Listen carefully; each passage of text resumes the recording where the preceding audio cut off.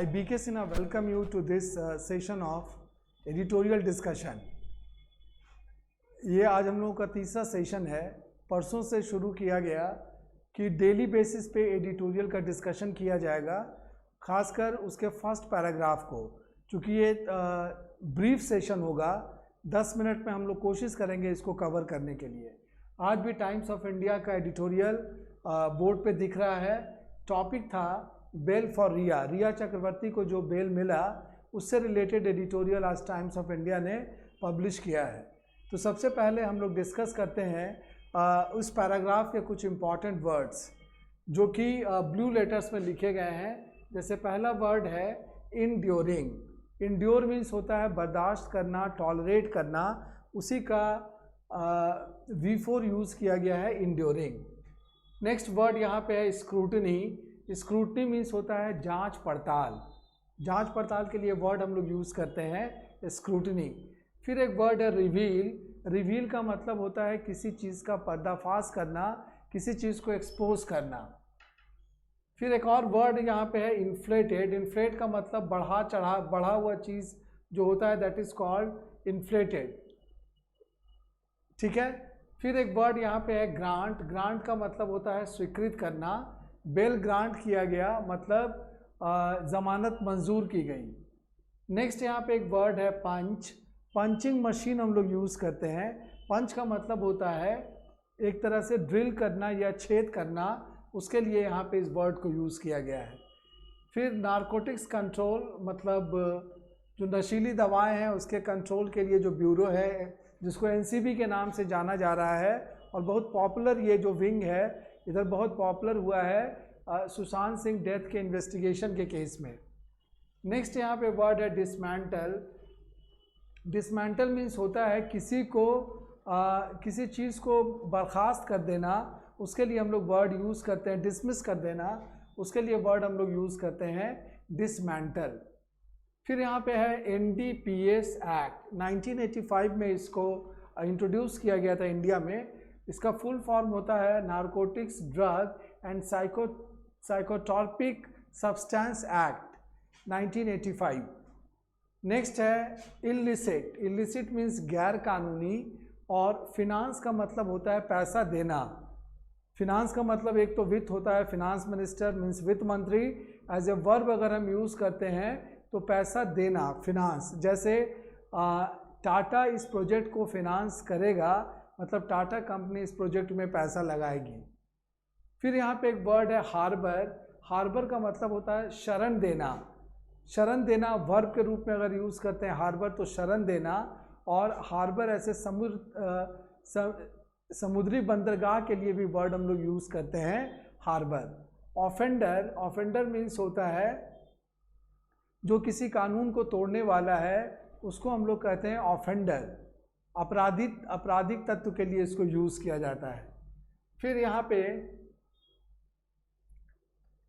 पे एक वर्ड है पू. इसका मतलब होता है किसी चीज़ को दरकिनार कर देना, किसी चीज़ को रिजेक्ट कर देना. उस सेंस में हम लोग इसको यूज़ करते हैं. ये एक अच्छा वर्ड है, एज ए वर्ब यूज़ किया जाता है. नेक्स्ट वर्ड है यहाँ पे अलार्मिस्ट. जैसे सिचुएशन अलार्मिंग है, मतलब स्थिति खतरनाक है, और जो खतरे वाली चीज़ होती है दैट इज़ कॉल्ड अलार्मिस्ट. फिर यहाँ पे एक वर्ड है इमैटेरियल. एक वर्ड होता है मटेरियल. मटेरियल मीन्स होता है पदार्थ, लेकिन उसका दूसरा मीनिंग भी होता है. मटेरियल मीन्स इम्पॉर्टेंट भी होता है. फॉर एग्जांपल, अगर तुम कोई कॉम्पिटिटिव एग्ज़ाम देते हो तो तुम्हारा date of birth is a material information, जो कि अति महत्वपूर्ण है. चूँकि अगर तुम डेट ऑफ बर्थ अपना गलत भर देते हो तो तुम्हारी हो सकती है लगी लगाई नौकरी भी चली जाए. तो उस केस में हम लोग वर्ड यूज़ करते हैं मटेरियल फैक्ट. उसी का अपोजिट वर्ड है इमैटेरियल, मीन्स महत्वहीन, जिसका इम्पोर्टेंस ना हो. नेक्स्ट वर्ड है इनक्रेडिबल. इनक्रेडिबल मीन्स जिस पे विश्वास न किया जा सके, अविश्वसनीय है. जैसे अद्भुत भारत, हम लोग बोलते हैं ना अद्भुत भारत, मतलब इनक्रेडिबल इंडिया, अतुल्य भारत, जिसकी तुलना और भी किसी से ना की जा सके. नेक्स्ट है ड्रैकोनियन एक वर्ड है, ड्रैकोनियन। ड्रैकोनियन लॉ के लिए यूज़ किया जाता है, जो कठोर होता है, सख्त होता है, उसको कहा जाता है ड्रैकोनियन। यहाँ पे एक बहुत ही अनकॉमन वर्ड है, पोर्टेंट्स। पोर्टेंट्स का मतलब होता है संकेत। सिग्नल के लिए हम लोग वर्ड यूज़ करते हैं पोर्टेंट्स। फिर एक वर्ड है डेमर। यहाँ पे एक वर्ड यूज़ किया गया है, but the court demur flagging NCB's failure. यहाँ पर डेमर का मतलब एक तरह से किसी चीज़ को रिजेक्ट करना, दरकिनार करना, साइडलाइन करना, उसके लिए हम लोग वर्ड यूज़ करते हैं डेमर। नेक्स्ट है फ्लैगिंग। फ्लैगिंग का मतलब, फ्लैग का मतलब तो झंडा होता है, बट फ्लैग को एज ए वर्ब भी यूज़ किया जाता है।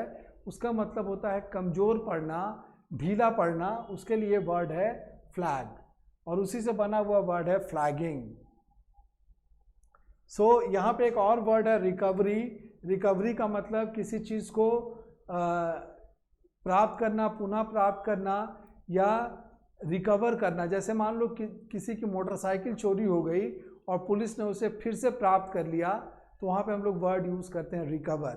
सो these are some important words जो कि इस एडिटोरियल के पैराग्राफ में थे।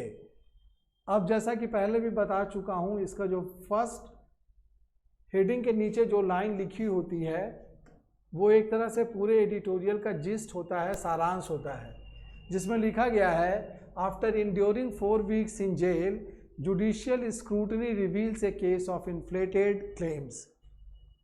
रिया चक्रवर्ती ने चार हफ्ता जेल में काटे, जेल की परेशानियों को उसने सहन किया, और उसके बाद जब जुडिशियल स्क्रूटनी हुई, न्यायिक रूप से इसकी जांच पड़ताल की गई, तब उन्हें बेल दिया गया। और उससे क्या पता चला, उस जुडिशियल स्क्रूटनी से ये बात सामने आई कि जो रिया चक्रवर्ती के अगेंस्ट ड्रग्स से रिलेटेड जो केस था वो कैसा केस बनाया गया था जिसमें इन्फ्लेटेड क्लेम्स किए गए थे, बढ़ा चढ़ाकर दावे किए गए या अभियोग लगाया गया एनसीबी के द्वारा, और वो जो चार्जेस थे उसको सुप्रीम कोर्ट ने किनारे रखते हुए, खारिज करते हुए रिया चक्रवर्ती को बेल दे दिया।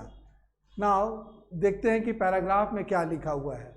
The Bombay high court order granting bail to Rhea Chakraborty punches deep holes in narcotics control bureau's case against the actress. Bombay high court ने रिया चक्रवर्ती को जो जमानत मंजूर की, जो जमानत उसे दिया, उससे एक बात बिल्कुल साफ झलकती है कि एनसीबी ने जो केस बनाया था इस अभिनेत्री के खिलाफ, उसमें कई लूप होल्स थे, उसमें कई खामियां थी, और इस चीज़ को सुप्रीम कोर्ट ने उजागर किया, और इसके बदौलत रिया चक्रवर्ती को जमानत दी गई। The court has dismantle the most serious charge section 27A। ये सबसे एनसीबी ने सबसे जो सीरियस चार्ज था वो इस पे लगाया था। किस एक्ट का? NDPS एक्ट 1985 के सेक्शन 27A के तहत ये कहा गया था कि रिया चक्रवर्ती किस चीज़ में इन्वॉल्व थी? गैर कानूनी धंधे में इन्वॉल्व थी। गैर कानूनी धंधा उनका क्या था? ड्रग्स का, मतलब नशीली दवाओं का जो व्यापार था उसको ये फिनांस करती थी, उसको फंड देती थी, और साथ ही साथ उससे जुड़े जो ऑफेंडर्स थे, उससे जुड़े जो अपराधी लोग थे, उनको वो प्रश्रय देती थी या उनको शरण देती थी। ये चार्जेस रिया चक्रवर्ती पे लगाए गए थे।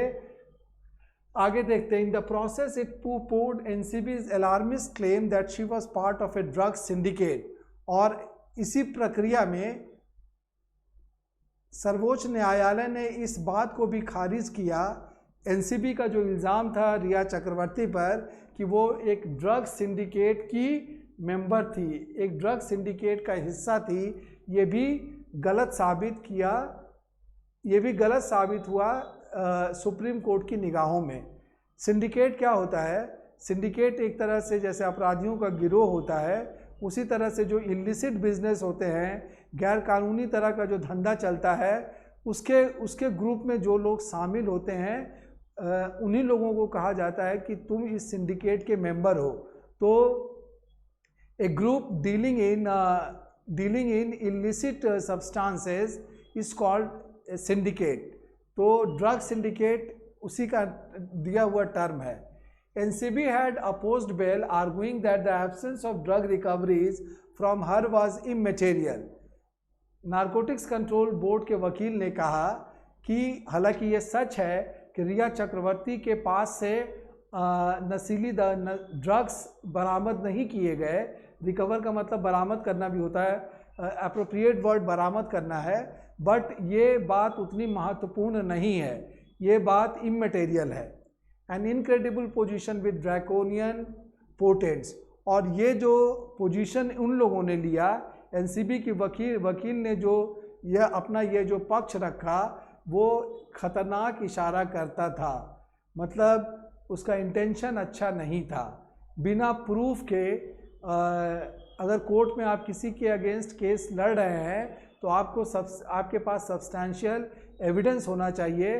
बिना एविडेंस के अगर आप किसी पे चार्ज लगाते हैं तो डेफिनेटली ये कठोर है या ख़तरनाक है।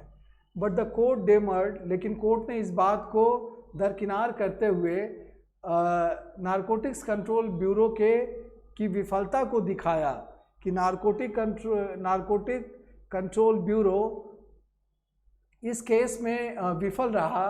क्या दिखाने में? To show drug purchases of commercial quantity in the absence of recoveries from Sushant Singh Rajput और रिया। एनसीबी के पास कोई ऐसा सबूत नहीं मिला जो सुप्रीम कोर्ट में ये चीज़ स्थापित कर सके कि सुशांत सिंह राजपूत या रिया ने कॉमर्शियल क्वांटिटी परचेज की। चूँकि कोई भी चीज़ बरामद नहीं हुई, ना तो सुशांत सिंह राजपूत के घर से और न ही रिया के पास से बड़ी मात्रा में, जिससे ये साबित हो सके कि रिया चक्रवर्ती ड्रग सिंडिकेट में शामिल थी और ड्रग सप्लाई का धंधा करती थी। अगर ऐसा होता तो उनके पास अच्छी खासी मात्रा में ड्रग पाया जाता, लेकिन चूँकि ऐसा मिला नहीं और ऐसा साबित नहीं कर पाई एनसीबी, इसीलिए इस केस की धज्जियां एक तरह से उड़ गई सुप्रीम कोर्ट में और सुप्रीम कोर्ट ने रिया चक्रवर्ती को जमानत दे दी। So this was there in the first paragraph of today's editorial Bail for Riya, जो कि टाइम्स ऑफ इंडिया में पब्लिश हुआ। इसको जो डिस्कस किया गया तो इसमें काफ़ी ऐसे वर्ड्स थे जो तुमने शायद पहली बार देखा होगा, और एडिटोरियल की यही खासियत होती है कि बहुत ही अनकॉमन वर्ड्स उसमें यूज़ किए जाते हैं, जिसको मैंने डिस्कस किया, साथ ही साथ इसके मीनिंग को पढ़कर भी समझाया। और इस पैराग्राफ में को समझने में अब तुम्हें कोई दिक्कत नहीं होगी।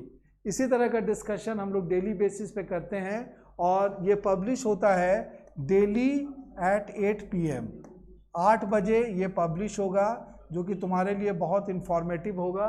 साथ ही साथ तुम अपने वोकैबुलरी को भी डेवलप कर पाओगे। तो ज़रूर देखना, आज 8 बजे, आज भी, कल भी, और वीकडेज में हर दिन 8 बजे तुम्हें ये देखने को मिलेगा। और साथ ही साथ अपना कमेंट्स भी लिखना कि इस तरह का डिस्कशन तुम्हें कैसा लगा, जो कि कॉम्पिटिटिव एग्ज़ाम में जो कॉम्प्रहेंशन वाला पोर्शन है उसमें काफ़ी मदद करेगा अच्छा परफॉर्म करने में। With these words I close today's session. मिलते हैं कल नए एडिटोरियल के नए पैराग्राफ के साथ और कुछ नए वर्ड्स और जानकारियों के साथ। Till then, bye, take care.